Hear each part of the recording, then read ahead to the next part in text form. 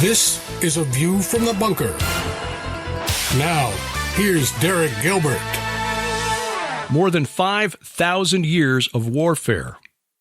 That is more or less what you're talking about when you discuss the country of Syria. Welcome to A View from the Bunker. I'm Derek Gilbert. This program tonight was inspired by a news report earlier this week from I-24 News out of Jerusalem. They reported, citing the Syrian state news agency, and I grant that Sana is probably not an objective news source, but Sana, quoting sources on the ground in northeast Syria, reported that a military convoy, American military convoy, 40 trucks and armored vehicles backed by helicopters, had crossed the border from Iraq into Al-Walid, or through the Al-Walid crossing, to bring arms and logistical equipment to bases in Hasaka and Deir ez-Zor provinces. Now, those are the oil-rich provinces east of the Euphrates River, controlled by Kurdish forces, who are still allies of the United States. Local media, according to Sana, reporting that these maneuvers are not unusual, that American military often transfers equipment between Iraq and Syria. But some 200 troops arrived in the province, in Hasaka province, at the same time on helicopters. Now, bear in mind, this took place on or about the 21st or 22nd of January. In other words, one day into the Biden administration. And one of their first foreign policy moves was to deploy hundreds of American soldiers back into Syria. Now, in October of 2019, 15 months ago, President Trump issued a special statement from the White House, a special address from the White House, declaring that it was time for the American military to get out of the Middle East. He said, and I quote, "We're getting out. Let someone else fight over this long, blood-stained sand. The job of our military is not to police the world." Now, I reported on this for Skywatch TV at the time, and I believe he is correct. When I say more than 5,000 years of war in Syria, I'm not exaggerating. Archaeologists can document this. The earliest documented example of urban warfare is in northeastern Syria, a site called Hamukar that was destroyed about 5,500 years ago by troops coming from southeast Iraq, the city of Uruk, the kingdom of Nimrod. And it would be about the right time for Nimrod, by the way, but that's another story. Anyway, President Trump received a lot of pushback for withdrawing troops from northern Syria. Many accused him of abandoning the Kurds. A lot of conservatives were angry at him, so-called conservatives. But I think President Trump was correct. We need to get out of the Middle East. It is not our job to defend or fight for a gas pipeline, which I believe is at the heart of all of this. The whole Syrian civil war is really a battle, a war over whose natural gas pipeline runs from the Persian Gulf to the Mediterranean. The one from the Sunnis on the west side of the Persian Gulf, or the one from Iran, the Shias, on the east side of the Gulf. President Trump in October of 2019 was correct for declaring that the U.S. would leave this blood-stained sand. But Joe Biden, almost day one in the White House, redeploying American troops back into Syria. Well, almost 4 years to the day before President Trump's remarkable statement, his address from the White House, I talked with Doug Woodward about an article that he had written and posted at his website, titled, I think rather appropriately, "The U.S. Can't Win in Syria." And I think it's worth revisiting how things really haven't changed much. Now that President Trump is back out of the office, we're seeing Obama 2.0. I'm reading a book on the history of the Defense Advanced Research Projects Agency by investigative reporter Annie Jacobson. And in reading some of the lessons that were learned during the war in Vietnam, it has become apparent that we are repeating some very similar mistakes currently in our adventures in the Middle East. Welcome to A View from the Bunker. I'm Derek Gilbert, and our guest has written an article that caught my attention because it tracks with what I've been thinking, and wanted to bring him on to discuss this. He is the author of 10 books. Most recently, Is Russia Destined to Nuke the U.S.? He's a featured speaker at the 2016 Rocky Mountain International Prophecy Conference in Colorado Springs. His new article is titled, "Pick Your Poison, The U.S. Can't Win in Syria." It's our honor to welcome our friend Doug Woodward back to the program. Doug, I think you've hit the nail right on the head here.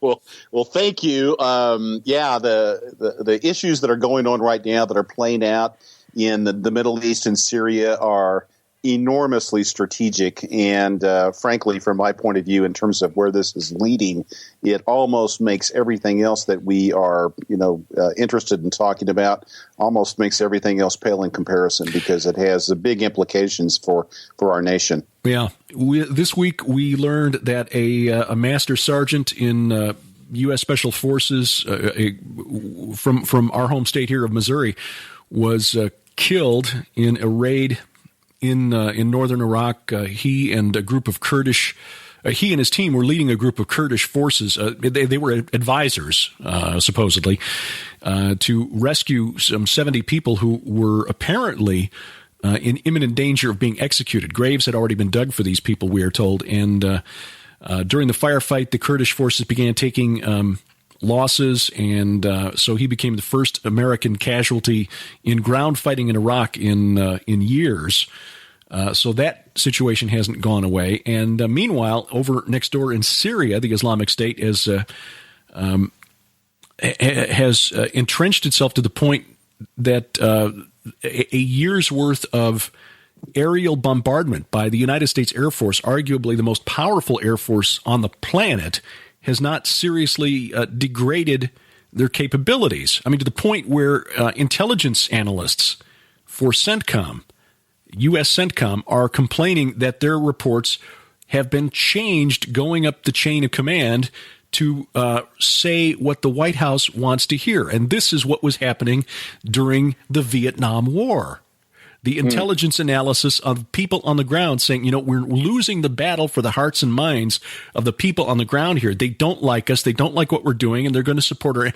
And all of that was changed to fit the narrative that was being fed to the American people. 50 years later, same or very similar anyway, errors. And then, of course, Vladimir Putin changed the calculus on the ground by putting Russian troops and airplanes in Syria to back Bashar Assad, and suddenly the game has changed. What do you see happening, and where do we go from here? Well, there are a lot of things going on. I think probably the first major headline, of course, over the last 30 days has been Russia's incursion into the Middle East.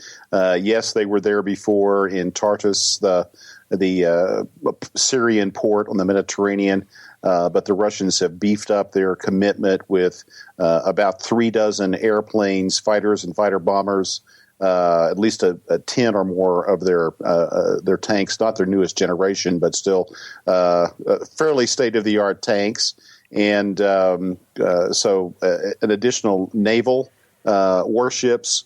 They've even gone so far as to use this effort in Syria to demonstrate that they have the ability to fire cruise missiles from over 1,000 miles away. Yeah, from the Caspian Sea. Exactly, from the Caspian Sea to hit targets. Never mind the fact that the first few targets hit in outside, sort of any city area in Iran. So they sort of misfired, but they finally figured out how to shoot their cruise missiles, and they actually hit targets 1,000 miles away in Syria. So you've got that kind of thing going on. So anyway, you've got a major effort on the part of the Russian military to exert its influence in Syria. And it's calling into question what really has been the American strategy. Who is it that we are working with in Syria and Iraq to try to defeat ISIS, and whether or not defeating ISIS is in fact our real objective. Whether our real objective is just a regime change. And we really don't want to necessarily wipe out ISIS in the process. Yeah, it's 4 years on since President Obama said that our goal in Syria was to get rid of Bashar Assad. 4 years later, he's still there. 250,000 Syrians are dead. 4.5 million Syrians have been displaced and run out of their homes. And the Christian communities in Syria, some of the oldest in the world, have basically been demolished. For the first time since the time of the apostles, there are no Christians in the ancient city of Nineveh, which is Mosul. It's Sergei Lavrov, the foreign minister of Russia, made the kind of snide remark that maybe the American pilots aren't trying very hard to explain why the air campaign hasn't been successful so far. But one of the things that's really, and this is something that makes me pull out my hair, is that with all of the political capital that the Republican Party is spending on the Benghazi investigation and calling Hillary Clinton to Congress to answer for what she knew and when she knew it and what did the president know and so on and so forth about the deadly attack on September 11th of 2012 in Benghazi, Libya. Nobody's brought up the fact that what we were doing there, and apparently what Ambassador Chris Stevens was doing, was overseeing the transfer of weapons from the disbanded Libyan army to the rebels in Syria, rebels who included al-Qaeda in Iraq, the group that the Defense Intelligence Agency later said, we need to quit sending these guys weapons because they're going to create an independent Islamic state in Syria and Iraq with devastating, destabilizing consequences for both nations. And lo and behold, it happened. It happened. But no, that didn't come up during the conversation with Secretary Clinton. Yeah, it's ironic because the Congress essentially is doing its best to try to hurt Hillary Clinton's chances for becoming president of the United States, and so they seem to be focused on that. But the real issue, I mean, Benghazi obviously is old news, and the sinister nature of what was really being done then is not necessarily the fact that we weren't protecting, in effect, our embassy, but that we were already at that time funneling weapons into Syria and into Iraq to support rebel groups that were, our intention was that they would overthrow or pressure out of office Bashar al-Assad. Mm-hmm. And the question is, well, why were we doing that? Exactly. Well, now that the general statement is, well, because they're a murderous dictator, totalitarian, autocratic regime. Well, that may be true. It is, in fact, true. But the real reason probably has more to do with, in effect, a U.S.-Russia proxy war and the fact that Syria has been an ally to Russia and formerly the Soviet Union for decades. And it is more likely that we were playing a bigger game that the American public really was not being kept informed about. And so, in effect, the fact that we had created ISIS, an Islamic state, or the attempt to create a caliphate across the Fertile Crescent of the northern portions of the Middle East, it's never really come out that we had ulterior motives. And so when it finally became clear to the Russians that they actually had a threat themselves they would have to deal with because of the growth and the impact of ISIS in Iraq and in Syria, that they better do something about it themselves. Otherwise, that revolution could come back into southern portions of what used to be called the Soviet Union and into Kyrgyzstan and all these different stands, as I like to call them, in Eurasia, and they could be looking at a very big problem on their own turf. Yeah, when we look at a map of the area there and look north of Syria and Iran and Turkey, where they sort of meet right there, the Kurdish regions, due north of there, you've got the nations of Armenia and Azerbaijan, which have basically been spoiling for a fight with each other for decades. But north of that is Georgia. And, of course, we remember just a few years ago where the breakaway region of Georgia, Ossetia, was the flashpoint for a brief war between Russia and Georgia. Yes. And, of course, just north of there is a territory within Russia called Chechnya, where the Russians have had their hands full for a long time. How has that revolution that the Russians had to put down in Chechnya impacted Putin's decision to go into Syria, do you think? Well, I think it's had a very direct impact. I think that he's very conscious that he has an enormous Muslim population in his country and in the countries that are part of the sort of the new Russian Federation. You might help me remember the name of the economic group that it comprises.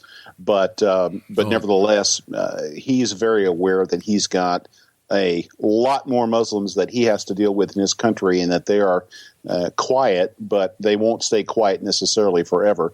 Chechnya, of course, was a huge issue for Russia to deal with, and it was the source of all kinds of charges and countercharges, false flag operations, and whatnot. But not getting too far afield, this issue is one that threatens Russia. And so I was reading an article yesterday by someone that covers the Near East, as they call it, and their sense was that Russia has accomplished more in about 3 weeks than the U.S. has accomplished in 3 years. And the reason is because the U.S. was not really wanting to eliminate ISIS. The U.S. was merely wanting to use it as a point of pressure to try to get Assad out, to force a regime change.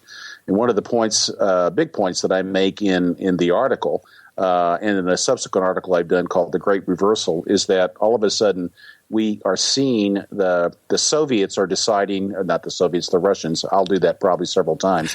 And there's probably, it's kind of a Freudian slip in a way, but sure. Anyway, that they are supporting totalitarian autocratic regimes such as Assad, and that they're doing that because they can actually take the moral high ground. They can say, look, people would prefer to live in an autocratic state, even if the regime is vicious, than to live in total chaos.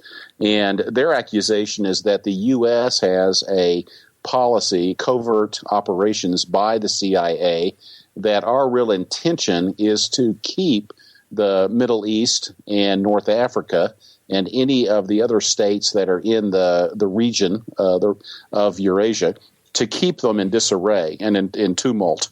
That we prefer to have it that way because we don't want there to be an opportunity for Russia to obtain the kind of power status that it once had. And we want our military-industrial complex to be able to sell weapons to both sides and so forth and so on. And so you can get into some really extensive conspiracy theories. But the point you made earlier, that you alluded to earlier, the book Legacy of Ashes talks about this extensively. The history of the CIA, the covert operations, the fact that the U.S. has attempted to throttle back on revolutions, but the great reversal is that here the U.S. seems to want to create revolution, or to allow Islam to actually create revolution, states or regions as a way of keeping Russia tied down and focused on issues like Chechnya and like Syria and all of the states that are immediately surrounding Russia, Ukraine. And the Ukraine, absolutely, which I've written about extensively as well. Yeah. And so it is to keep Russia in a state of anxiety with all of this, with all of the border states around it in great turmoil. It would be the same for us as if Canada to our north and Mexico to our south were having enormous revolutions or wars, and we were worried about that bleeding over. To some extent, we see that, of course, in the drug issues at our south, in Laredo and El Paso and other places. But that's really what many are arguing, that we have no intention of taking ISIS out. That the aid that we've been providing to the so-called moderate Serbian rebel force is in fact really flowing through to al-Nusra, which is Syria's al-Qaeda. Right. So in fact, the U.S. has really been funding, directly or indirectly funding al-Qaeda as a way to fight against ISIS, but not to the point where it really wants either to be destroyed. In fact, it really wants these rebel groups to be powerful enough again to put pressure and to try to force a regime change. And so that appears to be behind the scenes what the real play is that's been going on. Now, whether or not the White House is being kept fully informed of what's really happening, or that happens to be a convenient excuse to give the president plausible deniability, that's another question. But that seems to be that's going on right now. Yeah, it has always struck me as difficult to accept that our government and those who are advising the president, advising our State Department, advising the military are really so clueless about the situation in the Middle East, that this developed by accident, that we and clearly because of the documents obtained by Judicial Watch, the DIA document I referenced earlier that warned against continuing to supply al-Qaeda in Iraq in 2012 indicates that what they're telling us they're trying to accomplish isn't really what they're trying to accomplish. In other words, that's right. I find it more difficult to believe that our government and our military are run by a bunch of idiots than to believe that they're just not telling us the truth. Yeah. Well, there's always the real strategic question is our government dominated by sinister evil, or is it dominated by incompetence? Yeah. And the reality is that it's some of both.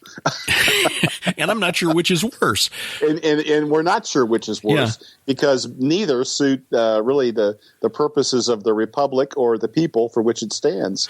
The question that I never really heard a good answer to until this past week, and of course when I came home after reading this essay and said, Sharon, I think I understand what's going on there, and she just kind of nodded and said, yeah, I mentioned that to you a couple of years ago.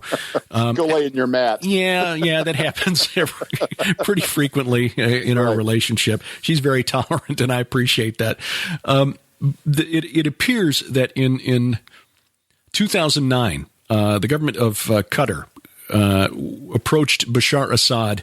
Qatar, which has the largest exporter of liquid natural gas on the planet, and they've got a huge gas field on the west side of the Persian Gulf, approached them with the idea of a pipeline to supply natural gas to Europe by running the pipeline through Saudi Arabia, Jordan, Syria, and then on to Turkey. Now, the only non-U.S. ally in that loop would be Syria, of course. Right. Now, the implications of running this natural gas to Europe is that it would have weakened significantly the stranglehold that Russia has on natural gas supplies to Western Europe. And folks that haven't been to Northern Europe in the wintertime, I'm reliably informed that it's cold there in the winter and that you need natural gas for heat, and that Russia has exercised that geopolitical tool in the past when Europeans weren't playing ball by raising rates accordingly or shutting off the pipeline, which he's done a couple of times to Ukraine. Now, Syria, having been a longtime ally of Russia, as you mentioned, was not really inclined to bite the hand that's been feeding him for a while. I've been talking about President Assad, and instead signed a memorandum of understanding with the governments of Iraq, which we helped put into place, and Iran for a new so-called Islamic pipeline that would go from the east side of the Persian Gulf, where Iran also taps into that vast pool of natural gas, from Iran through Iraq, through Syria, and then on into Europe, bypassing Turkey by going across the floor of the Mediterranean Sea. And it was not long after that we saw the Arab Spring begin to develop in 2011. So shortly, about a year and a half after this memorandum of understanding. So that began to make sense to me. Now, again, Sharon picked up on this a couple of years ago. It only sank in through my thick skull just here a few weeks ago. That seems to have more explanatory power than this goal of supporting the right of people to live free of tyranny. Because if that were true, if that really was what motivated us, we would have thrown the Saudis over the side long ago. I mean, they push walls over on top of homosexuals. No, yeah, absolutely. No, I think you and Sharon are very perceptive. My sense of things really is, if you look at geopolitical history, since about 1880 forward. It's kind of like they say about the economy. It's the economy stupid, and in this case, it's about the oil stupid. It's like the whole the whole set of games that have been played between really what used to be called the Great Game in the 19th century between Great Britain and Russia. The Great Game of the 20th and 21st century really has been predominantly between the United States and Russia since World War II, but really throughout even that period before that, you had all these interesting alliances going back and forth. You had the Baghdad to Berlin Railroad that was created, between the wars, and it was something that really it was actually before World War I, to correct myself, and that railroad was to move oil to Germany. And the British would have nothing to do with that. They did not want that to happen. Right. The British, of course, have been operating out of what's called the Mackinder theory, which we've talked about before, and the idea that Eurasia is the true treasure trove of the world, and everyone else is in effect an island nation. And that includes the United States. It includes Britain, and that was the so-called understanding of the Great Game. And the Great Game in our day, and has been again since World War II, is absolutely been between the U.S. and Russia, and it's been over the question of who controls the oil of the Middle East. And so all of the statements that are made by both governments, it's not like one guy is the good guy and the other guy is the bad guy. The reality is that both regimes, both empires, the Russian Empire now and the United States Empire, both intentionally mislead their citizens to try to corral support for ultimately what they perceive to be in the best interest of the people, which is to have the economic dominance. And so clearly President Obama is telling the American people, just as George W. Bush before and George H.W. Bush before and Bill Clinton before, that it's all because of the cause of freedom and justice in the American way. But the reality is, of course, it's to support the economic system that keeps the rich people rich and makes the trains run on time, to use the old cliche. And that's what really drives us and motivates us. And for the Russians, it is a similar issue. It's a question of how do they preserve their economy. They know their manner of government and their manner of industrialization is not as high-tech and as savvy as ours. They've known that all along. Nevertheless, they, like China, are able to overwhelm problems with just the sheer masses of human resource that they have. And of course, so anyway, the long story short there is that it's still about the oil. Both sides are misleading their peoples, and the real question is where is this going to lead? Now, I argue in my articles that the U.S. has effectively misunderstood, and that President Obama and his advisors have misunderstood what has been the strategic geopolitical axiom of the last 250 years, which is that really since the Treaty of Westphalia, which ended the 30 Years' War, I guess back in the 18th century, 17th century, it's really at that time forward, it's always been about the balance of power, that one needs to have enough force in the area to keep the other guy from wanting to go to war. And we see that displayed very effectively in South Korea. If people stop to think about why is it that we have 40,000 American troops in South Korea? Well, it's to keep the North Koreans from becoming adventuresome and crossing the 38th parallel. Right. And if we had kept, son of a gun, if we had kept 40,000 U.S. troops somewhere in, let's say, western Iraq, it is very unlikely that ISIS would have become what it has become, and it is even more unlikely that Russia would have come to the aid of Bashar al-Assad. And so the same balance of power theory would have held, but instead our government became, I think probably to some extent, so enamored in believing its own public relations that we are the most powerful military in the world, and that the Russians are too tied up with their own problems. The price of oil's down, the ruble's crumbling. No way that Putin is going to become adventuresome and try to exploit the opportunity in the Middle East. But guess what? He didn't get the memo. He decided that it was time to exploit the opportunity. And so he had a clear there was a vacuum that had been created by the U.S. decision to completely vacate Iraq, and which, by the way, you'll notice that the U.S. is not so sure that it's going to do the same thing in Afghanistan, because perhaps in this case the president did learn his lesson, and that there needs to be an ongoing balance of power. But for all intents and purposes, we have lost the opportunity. We are out of there. What we are doing now in terms of U.S. airstrikes is actually doing nothing but helping Assad, and it's helping the Russians. We are out of there, and we have lost, in effect, for the time being, and perhaps for a long time, we have lost the Middle East.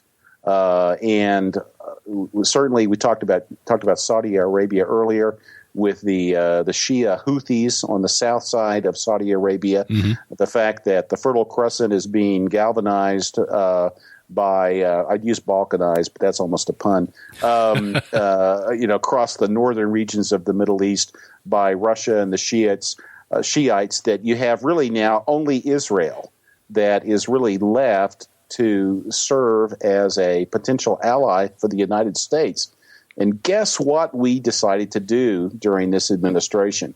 We've decided to alienate the Israeli government, Netanyahu, to the point where, you got to really wonder, if I'm Netanyahu, can I really trust the United States to come to my aid, since they continue to impose upon me a two-state solution and all of the other challenges that they wish to declare in terms of how Israel is failing to maintain parity, or to allow the Palestinians to have in effect great opportunities and their state and so forth. So it's we are in a quagmire in the Middle East now. And it's because of a number of strategic miscalculations that we've made geopolitically and militarily. And for those of us like yourself and myself, and that we study Bible prophecy, and we have been looking for some time for a certain scenario to come about, namely the war of Gog and Magog, Ezekiel 38 and 39, all of this all of a sudden snaps right back into place and fits the picture. It looks like that Russia has been hooked. It's being drawn into the Middle East. It is serving as the force that's rallying all of the Islamic nations together, very much as Ezekiel described over 2,500 years ago. And while it had become unpopular to think that Russia might actually be Gog of Ezekiel 38, right, the reality now is that it's the almost sure bet that Russia is Gog from the land of Magog, which really is the land north of the area between the Caspian and Black Seas. So it's the situation has radically changed, and as I summarize in the article, the U.S. cannot win in Syria. Yeah, it doesn't appear that we've got a good way going forward. And I'm glad you brought up the Ezekiel 38-39 scenario, because there have been some other developments in the news over the last couple of weeks that just add to the potential complexity and explosiveness of the situation.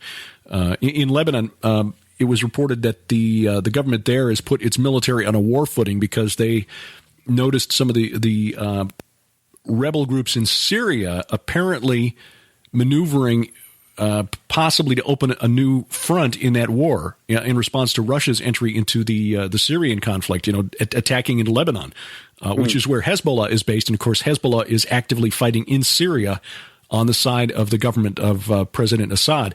But in the Golan Heights, an oil exploration company there has announced just about 2 weeks ago a major oil strike. Yes. They said that the strata of this strike is somewhere on the order of about 320 feet thick, which is about 10 times thicker than most producing oil fields that are discovered around the world. So we're talking about a major find that could supply all of Israel's energy needs. Now, the rest of the world considers the Golan Heights part of Syria. Right. So how does that complicate things? Yeah, well, one would suppose that Israel is not planning to leave anytime soon. And of course, as you alluded to earlier, this whole issue of the pipeline and where the pipeline runs and so forth is that there is clearly a contest going on as to who can corner the market.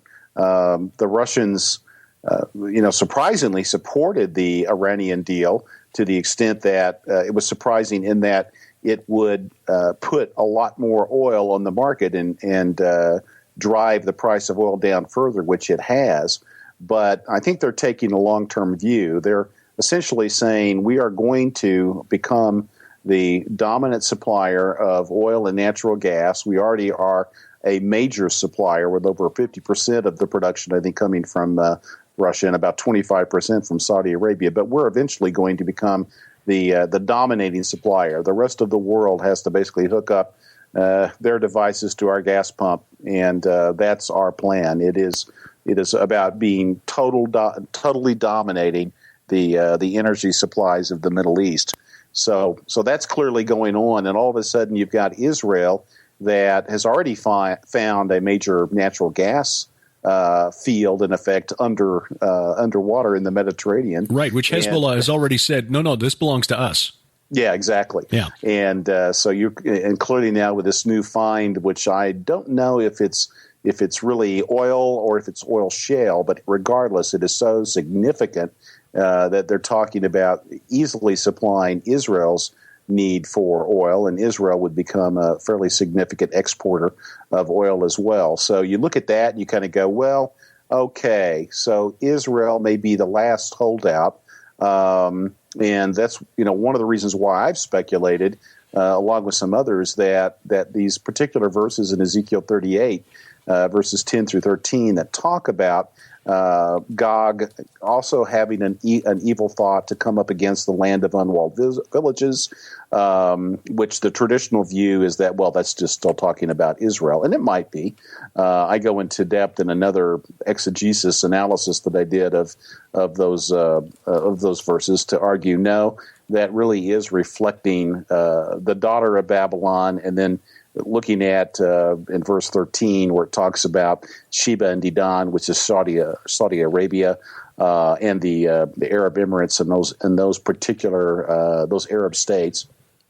Then the merchants of Tarshish, which really relates to Spain, to England, and to then the young lions, to the colonies of the New World. Mm-hmm. If you look at that verse, it's always been said, well, these different players are just basically they're providing a lame protest against the fact that Gog is moving against Israel. Well, that could be the scenario, but it also may be that Gog is attacking the United States, Saudi Arabia, and selected cities perhaps in Europe to reinforce the fact that it is going to take the oil and it's going to have control of all of that. And so the spoil that it seeks to capture may be in Israel as well. And so you've got all of this kind of coming together, suggesting that this is the overarching strategy of Russia, and it has been for some time. And it appears to be in alignment with what many have speculated for many years. In fact, really for almost 150 years, that Russia would be the head of this confederacy of Islamic nations, and it would ultimately move against Israel, and this would precipitate a massive war that would likely be the triggering event that would ultimately bring the Antichrist into play. And ironically, we may not have time to go into this, but in terms of the fate of Gog and the fate of the daughter of Babylon, this war may, in fact, expose the fact that both of them are going to be destroyed in a matter of days, weeks, a few months, and that is what Ezekiel 38 and 39 seems to say, in some cases very explicitly. The thing that I just don't think I would ever have lived long enough to see is Russia positioning itself now with its entry into the Syrian conflict with the press conference that President Putin had with the patriarch of the Russian Orthodox Church a couple of weeks ago, where the patriarch declared this to be a holy war. Suddenly, Russia, in going into Syria and attacking the rebel groups that have aligned themselves more or less with one another. Sometimes there's a lot of infighting there. You can't really tell who's on which side at any given week, but they've aligned themselves against President Assad. And as you say, Bashar Assad, his father before him, Hafez Assad, brutal men. But I think that part of the world, in order to have a stable government, you almost have to have that strong man at the top of the government system. Saddam Hussein, Hosni Mubarak, Muammar Gaddafi, and so forth. And Christians had it a lot better under Assad and under Hussein than they've had since the United States went in and took out Hussein and then backed the rebels in Syria to try to take down Assad. Suddenly, Russia is positioned as the defender of Christendom, not just in the Middle East, but for all of Europe. Yeah, it really is another aspect of the great reversal that all of a sudden you've got the U.S. supporting revolutions indirectly to try to force regime change of these autocratic strongmen, and it is just as it was written in Alice in Wonderland. It's just curiouser and curiouser, what really is going on and what's driving this. But as I said, it's misleading. Our president and the administration is misleading the public in terms of what's really at stake. And it's not just about freedom and democracy. It's about economic control. It's about blocking Russian moves. And the idea that we are there to eliminate ISIS is absolutely not true. We have made moral decisions that we are not willing to put a premium on protecting Christians, or other, let's say, moderate Muslims from the radical extremists. That it's better for us over the long term to have those groups continue just to foist regime change in Syria, and so it's it is an absolute mess of our own making, and it's not only a military disaster; it's a great moral failure on the part of our country. Yeah, and this does not make Putin necessarily the good guy or the hero. No, it's both sides are evil in what they're attempting to do, but it is the cold, hard reality of the world we live in. And the only thing that can really free us would be to actually have the truth and to make decisions as a people that we're not going to stand for this kind of foreign policy any longer. But we are a long way from having that kind of resolve. Yeah. It is truly disturbing as we look at what's going on over there. It was only last year, 2014, when the major media suddenly sat up and took notice and realized that the Christian communities across the Middle East had basically been destroyed. But and I forget who wrote this article, might have been in the New York Times, they said that for the Christian communities in what used to be Assyria, the Assyrian Christians, last year with the rise of the caliphate of the Islamic State was just the culmination of 10 years of hell, which began when the United States decided to invade Iraq and took out Saddam Hussein, who was essentially a secular guy, but he kept everybody pretty much under his thumb so that you didn't have these squabbling religious sects and tribal groups going after one another. And of course, once he was out of there, there was no restrainer in place anymore. And so the Christians have been catching the worst of it for a decade. And we finally, the media finally noticed last year, in my opinion, only because they wanted to try to whip the American public into into supporting boots on the ground again. For our own geopolitical ends. So what we've accomplished after 12 years in Iraq and 14 years in Afghanistan is we've basically eliminated the Christian communities that used to exist there in that part of the world. We've resulted in literally millions of people displaced. 4.5 million in Syria was a figure I just read the other day. Probably that many in Iraq as well. And of course, this flood of refugees heading for Europe and the United States, which I think it's a pretty safe bet that included among those groups are people who don't really intend to assimilate.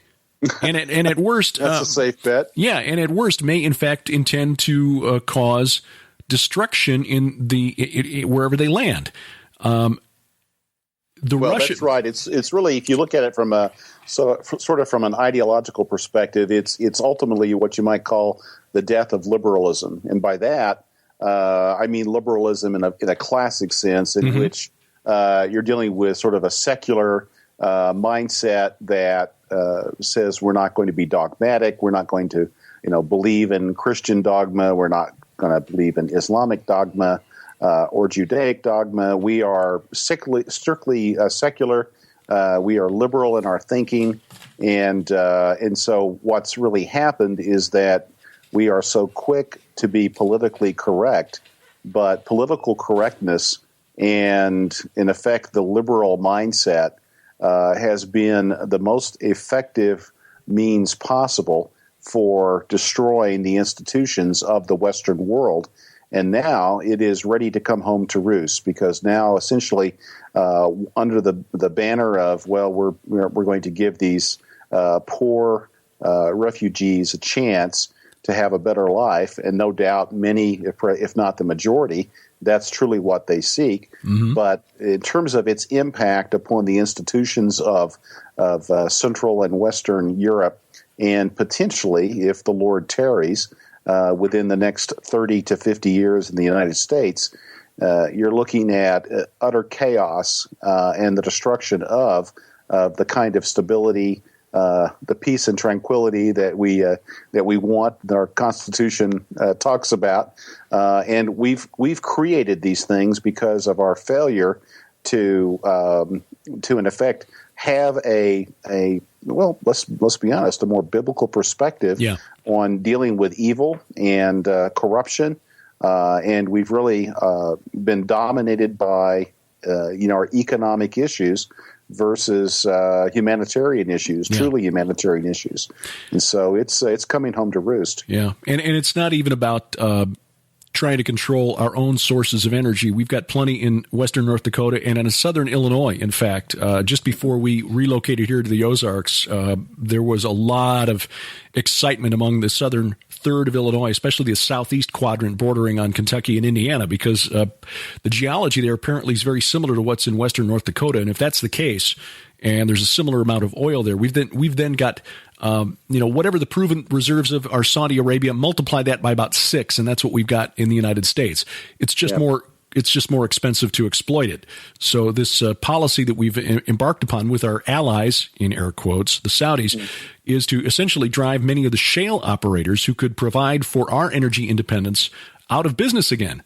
Right. Because they can't. I mean, it takes about an $80 price per barrel to make the shale in southern Illinois and western North Dakota profitable. Right. But it's not. The game isn't about providing for our needs. The game is about controlling what everybody else gets to use. Yeah. And that's that's essentially the same thing that happened back in the 1970s when those of us that are old enough remember the gas lines at the pump and gas lines extending out into the street and going around the block and so forth. But it was the same tactic to in effect crater the price of oil, to put out of business the domestic oil producers, and to force us to stay connected to and dependent upon foreign oil. Right. And so, yes, you're absolutely right. The same kind of long-term strategy of the Saudis and really of the Russians is in play here. And despite the fact that we have very likely sufficient fossil fuel resources in our country, we're not able to develop those and to exploit those because of the price. Yeah. And now, the other thing, too, that we haven't really even talked about is beyond all of this, there really is this thing called the New World Order, and there really is the reality that the American leaders, whether we're talking about the leaders that are in the White House, on Capitol Hill, or whether we're talking about the shadow government of the George Soroses of the world. We're dealing with leaders that really believe in the concept of a new world order, and they have been espousing that and working towards that for over 100 years, and it's running right into the face of the Russian desire, of Putin's desire to build back the Russian Empire. And so, from a real strategic perspective, that really is the other confrontation that's going on. On the one hand, you see Putin and 150 leaders around the world coming together to talk about world government at the UN in the month of September, just a few weeks ago. And then on the other hand, you still see this clash of, you might say, jockeying for position over who really is going to run the New World Order. Is it going to be the Vatican? No, not really. Is it going to be the United States? It has always been thought that it would be, but maybe not. New book by Joseph P. Farrell that talks about how Germany has been so blasé about supporting in effect, the war, you might say, the revolution or the rebellion in Kiev and in Ukraine, that it really is just biding its time, and supposedly Putin is too, that the plan is to ultimately weaken the United States through its economy, through its economic failure that they hope to achieve, and Europe become, once again, the natural leader of, Germany, the natural leader of Europe, and that Putin gets along very well now with German leadership, and they could, in effect, create an alliance that actually does create the New World Order. So it's possible that that the thesis of the final Babylon, that myself and Doug Krieger and Dean McGriff put together, that we may have to change the title to the penultimate Babylon, meaning that it's the second to the last. The real final Babylon may be a New World Order that once again somehow Germany and perhaps portions of Russia, other portions of Western Europe may somehow come together in sort of in the post-American era.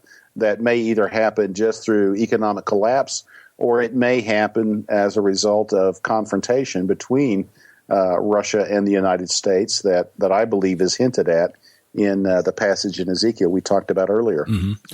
Well, ultimately, however this shakes out, it, as I said earlier, is just the shadows of the real war that's taking place. The principalities, powers, thrones, dominions that the Apostle Paul wrote about. They are the ones who are motivating the human actors and the headlines that we read each day.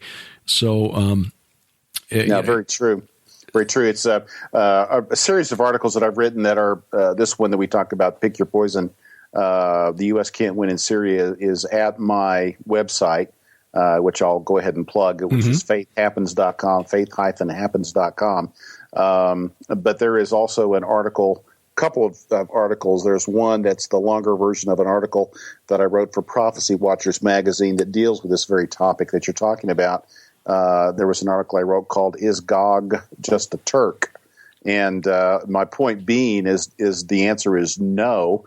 It let alone the idea of Russia versus Turkey as as sort of the confederating force of the Islamic nations and moving against Israel. But it is that there is a supernatural power that was talked about. Certainly, power is talked about in the scriptures.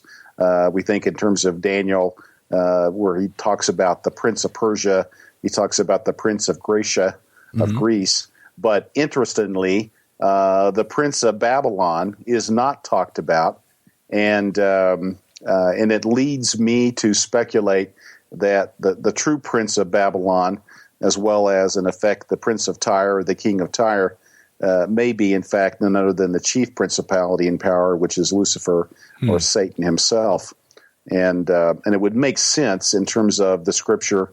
The fact that Ezekiel 28 talks about the king of Tyre, and that there is, everybody looks at that and says, well, that's really a description of Satan. Well, it could well be. And of course, we make a lot of that in the book, The Final Babylon, connecting the dots between the Prince of Tyre, the merchants of Tarshish, Phoenicia, the Carthaginians, and ultimately the merchants of Tarshish in the United States. That there is, it's very easy to connect those dots if one understands what happened in ancient history and how eventually that migrated to the New World. And so, anyway, so back to the principality and power. So that is ultimately where we're headed, is to whoever is the prince or the power behind Babylon, which I believe is Satan, that the final Babylon will be empowered by that principality. And of course, I argue that is already underway at this time. And as we watch the forces on the ground in and around Israel, things taking place to the east in Iraq and to the north in Syria, concerns about what might happen with the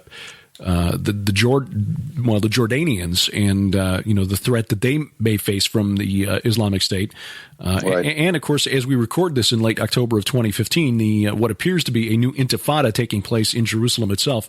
Ultimately, the prize is going to be for the cosmic mountain there, Zion, right? And right. that is what is. This is all prelude to that final battle. The Har Moed, what we see in Revelation as Armageddon, but the final battle there for Jerusalem and Mount Zion. So yes. Well, I guess just I know we're about out of time. I guess probably my parting thought would just be that we are at a real watershed point in history in our lifetimes, Derek, in terms of what's happened. The United States has been a dominating, controlling force really since World War II in the Middle East, arguably before that, Britain and America together. That is changing. The power of that area now appears to be Russia, and it appears to be the Shia, stretching from Iran all the way to Syria. That is an enormous change in balance of power shift, and that has enormous repercussions upon the future of our nation and what's going to happen in this world. And so it is the most significant event since really, I would say, the time of the Korean War. More significant than Vietnam by far. It is the big event that ushers in the possibility that we are right on the cusp of the very last of the last days. Yeah. And of course, again, getting back to the Islamic State, the counter move by the United States and our Western allies to this growth of this Shia crescent across Mesopotamia was to cultivate the growth of the radical Mahdist Sunni group, the Islamic State. And the problem with you aligning yourself with a rabid dog is that you can't control who the dog bites. That's right. Yeah. Doug Woodward, the author of the new article, Pick Your Poison, the U.S. Can't Win in Syria. That's posted at his website, and I'll put links in the show notes to where you can find not just the website, but also that particular article. And Doug's latest book, Is Russia Destined to Nuke the U.S.? Brother, if we don't see you soon, we'll certainly see you next July in Colorado Springs, but hopefully being just a few hours away down the interstate, maybe we'll get a chance to see you face-to-face before then. Oh, I hope so. We certainly have many more things to talk about, and another new book that I hope to introduce to you and to your audience in the weeks just ahead. Very good. We'll talk again. Bear in mind that the reference to the conference and to Doug's most recent book are about almost 6 years old now. His most recent books, highly recommended. Rebooting the Bible, Volumes 1 and 2. Check that out, and I'll put links in the show notes to Doug's website, faith-happens.com, and we'll have a few thoughts and some news on some new conferences straight ahead as A View from the Bunker continues.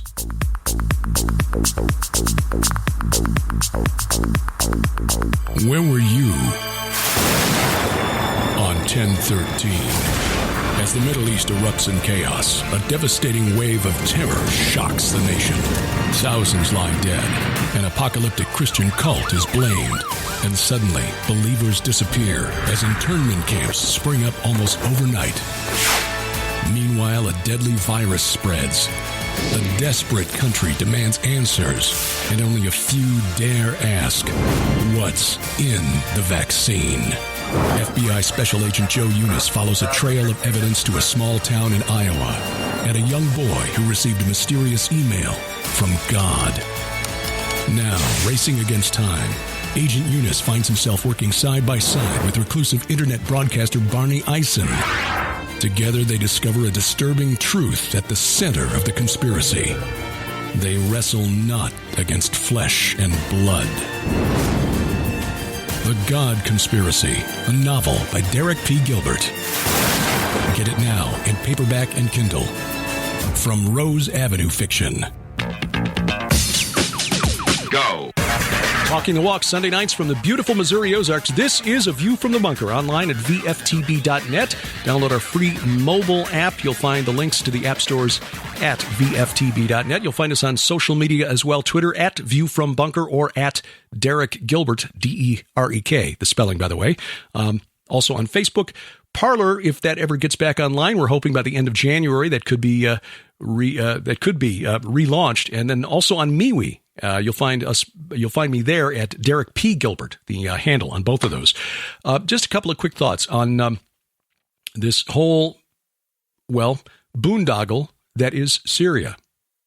It may well be that this is part of the globalist agenda to tie up the United States, to drain us of blood and treasure, as we're already struggling with the economic impact of COVID-19. Not to restore Germany necessarily as the head of a revived European Union, but perhaps as the next step toward the Great Reset, a global reset. This was the World Economic Forum has done a marvelous job of taking this crisis and using it as a marketing tool to promote its idea, this techno-feudal utopia that they want to create, where the rich stay rich because the rest of us are basically reduced to the lowest common denominator. If you go to the World Economic Forum's website, and I encourage you to do so just to see what it is they're promoting, weforum.org, World Economic Forum, weforum.org. This is not conspiracy theory. This is not hyperbole. They really do want a world where you and I own nothing, but rent everything, which will all be delivered to us by drone when we need it. The technocrats actually think they can set up a logistical system to make that kind of economy work. Ain't going to happen. But that's one reason that they're pushing so hard to get 5G, 6G, 7G already in development, because you need lots and lots and lots and lots of data if you're going to try to manage the world's economy from a central location. This is a return to Babel. It is Babel writ large. We've talked about this elsewhere, so I won't beat about the bush, but I won't belabor the point, rather. But that, I think, may have something to do with re-entangling America at a time in foreign ventures where we really have no business, at a time when we can least afford it. But if you're a Bible-believing Christian and you've studied end times prophecy at all, you know that we are inevitably moving toward a global government. And this may just be one more step on that road, which just reminds us that while we still have time, we need to be about our King's business, which is making disciples of all nations. And to that end, to encourage and edify the remnant, we've got a couple of conferences coming up. This one actually is already full. They are taking some names on a wait list. It's the Warrior Women's Retreat. This is local to us. This is in the Springfield-Branson, Missouri area. It's about halfway between the two. In Sparta, Missouri, the Warrior Women's Retreat, hosted by hiscallministries.net. It's a weekend retreat. Now, Sharon and I are just going to be there on Saturday, February 6th, but it goes for the whole weekend, February 5th, 6th, and 7th. We will be there speaking just after breakfast, and then again after lunch. We're going to be speaking, taking turns for a period of 4 hours through the day. We look forward to meeting you, but they tell us that they've already filled up the conference. This will be held at the... It's the Finley River Ranch in Sparta, Missouri. So if you'd like to get your name on the list, the waiting list, in case somebody can't make it at the last minute, log on to hiscallministries.net. That's hiscallministries.net. Now, the Virus, Vaccines, Victims, and Victories virtual conference, hosted by Pastor Paul Begley, is that same weekend. Sharon and I are in the process of finalizing our presentation so we can get those recorded and sent off to the Begleys. That will be February 5th and 6th.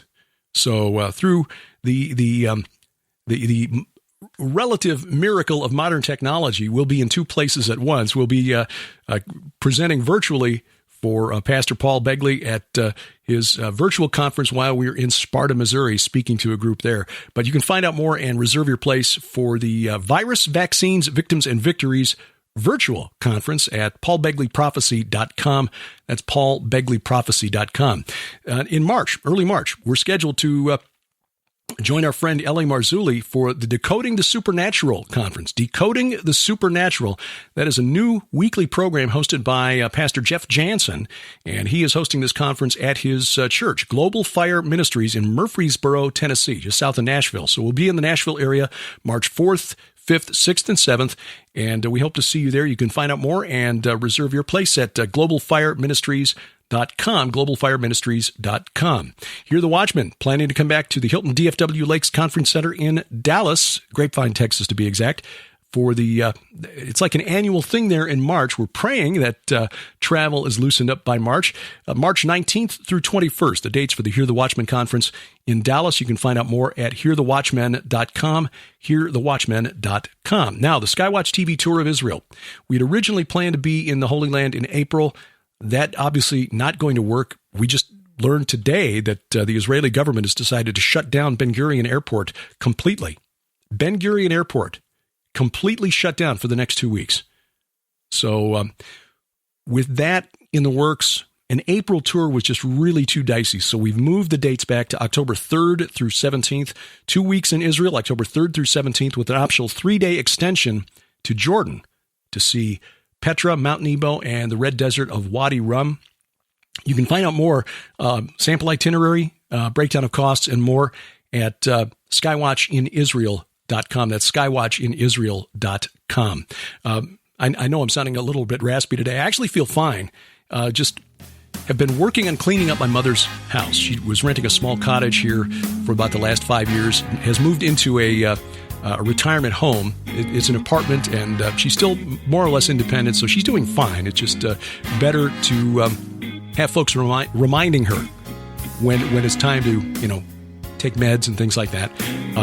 But she had a couple of cats, and so as I'm going through the house and getting clothes and stuff that we're bringing back here to launder and then decide what she needs, what we can box up and donate, I'm being exposed to a lot of cat dander the last few weeks. So if I sound a little raspier, it's not that I'm coming down with anything. It's just I'm allergic to cats, and I probably inhaled more dander the last 2 weeks than I have in my entire life up to this point. So appreciate your prayers, though, because this is a bit of a nuisance. Well, we thank you for taking time out of your schedule to listen to this and leaving a review for us if you get a chance at Spreaker, Stitcher, Apple Podcasts, Google Podcasts, iHeartRadio, Spotify, wherever else you find us, which is, of course, wherever fine podcasts are sold. Our announcer is DC Good. And A View from the Bunker is a production of Gilbert House, released under Creative Commons Attribution, Non-Commercial, No Derivatives 4.0 International License. Next week, we talk about archaeology with our friendly neighborhood PhD, Dr. Judd Burton. Until then, remember, we wrestle not against flesh and blood. I'm Derek Gilbert, and this is A View from the Bunker.